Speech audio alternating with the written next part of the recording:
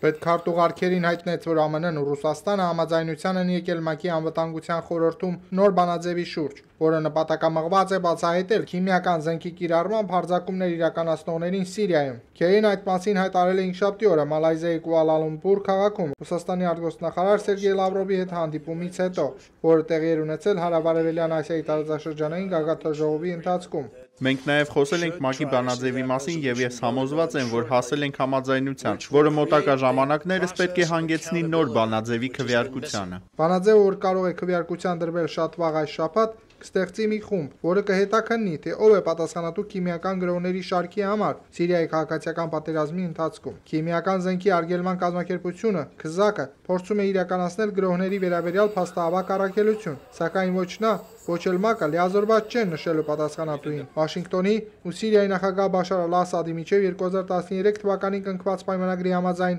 ՔԶԱԿ-ը օգնեց հայտնաբերել ու ոչնչացնել Սիրիայի հայտարարագրած քիմիական զենքերի պաշարները, սակայն գրոհները շարունակվում են եւ կան մտավախություններ, որ Դամասկոսը կիրառում է այլ տեսակի թունավոր նյութեր, ինչպիսին է քլորին գազը, որը չէր նախատեսված պայմանագրում եւ տեխնիկապես չի դիտարկվում իբրև քիմիական զենք։ Նախագահ Ասադը կտրականապես ժխտում է քիմիական զենքերի կիրառման վերաբերյալ մեղադրանքները, նման հարձակումների համար ապստամբներին համարելով պատասխանատու։